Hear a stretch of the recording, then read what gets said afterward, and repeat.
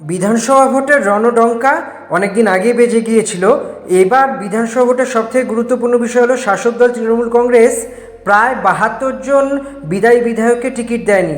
ময়দানে এক ঝাঁক তরুণ তুর্কি নামিয়েছে, যারা প্রথমবার বিধানসভা ভোটে প্রতিদ্বন্দ্বিতা করতে চলেছেন।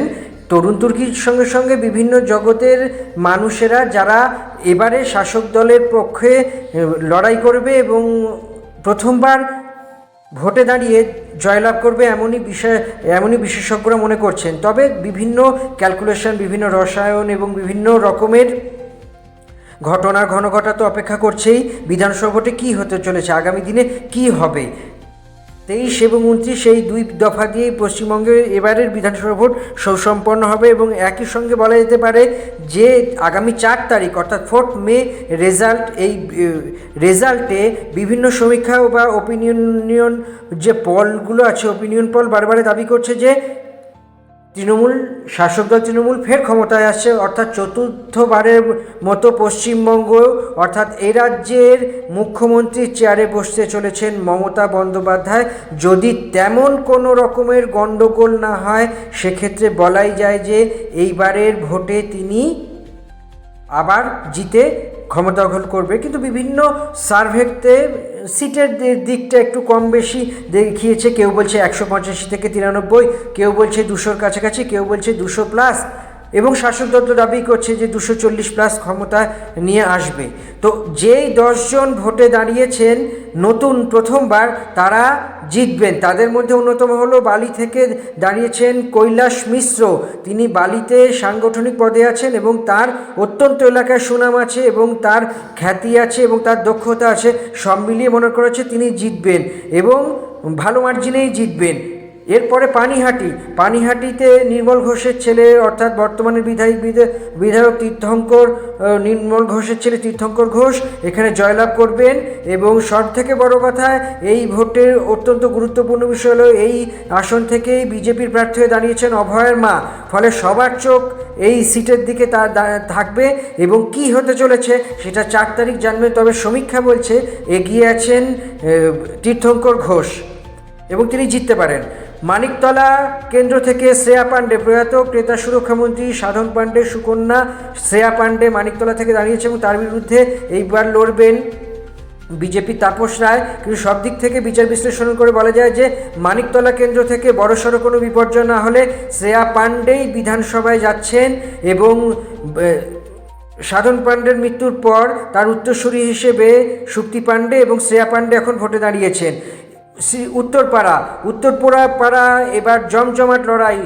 সাংসদ কল্যাণ ঘোষের সুপুত্র শীর্ষেন্দ্র বন্দ্যোপাধ্যায় উত্তরপাড়া থেকে তৃণমূল কংগ্রেসের টিকিটে দাঁড়িয়েছেন। তার বিরুদ্ধে সিপিএমের মীনাক্ষী মুখোপাধ্যায় এবং বিজেপির দীপাঞ্জন প্রাক্তন এনএস কমান্ডো তিনি দাঁড়িয়েছেন। তবে শীর্ষেন্দ্রর জেতার সম্ভাবনাই বেশি। বনগাঁ দক্ষিণ থেকে ঋতুপর্ণা আঢ্য বা প্রথমবার তিনি ভোটে দাঁড়িয়েছেন এবং তিনি একজন সোশ্যাল ইনফ্লুয়েন্সারও বটে এবং সবাই মনে করছেন যে তিনি এই ভোটে এবারে বনগাঁ দক্ষিণ আসন থেকে জয়লাভ করবেন। ফলে তৃণমূলের অন্যতম নবীন সদস্য হিসেবে এবং প্রথমবার ভোটে দাঁড়ানোর দিক থেকে বিচার করলে তিনি যাচ্ছেন বিধানসভায়।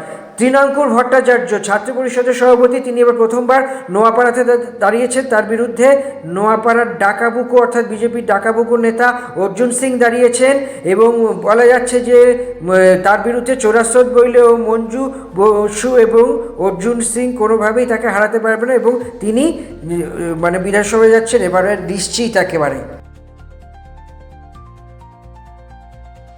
এন্টালির বিধায়ক স্বর্ণকমল সাহা, তার সুপুত্র সন্দীপন সাহা এবার ভোটে দাঁড়িয়েছেন। স্বর্ণকমলবাবু আগেই চলেছেন, শারীরিক কারণে তিনি এবার ভোটে দাঁড়াবেন না। তিনি ট্রেড ইউনিয়ন লিডার এবং দীর্ঘদিনের তৃণমূলের কর্মী এবং তার এই আসন থেকেই তার পুত্র এন্টালি আসন থেকে সন্দীপন সাহাকে দাঁড় করানো হয়েছে এবং বিশেষজ্ঞরা মনে করছেন এন্টালি আসন থেকে বাবার মতো সন্দীপন সাহাও জয়লাভ করে বিধানসভায় যাবেন এবং তিনি ভোটে জিতছেন, অন্তত সূত্র তাই দাবি করছে। চুঁচুড়া আসন থেকে তৃণমূলের তরুণ তর্কি নেতা এবং আইটি সেল প্রধান দেবাংশু ভট্টাচার্যকে দাঁড় করিয়েছে। এবার অসিত মজুমদারকে চুঁচুড়ার বিদায়ী বিধায়ক অসিত মজুমদারকে আর টিকিট দেয়নি, তার জায়গায় দেবাংশু ভট্টাচার্যকে টিকিট দিয়েছে আশা করা যাচ্ছে।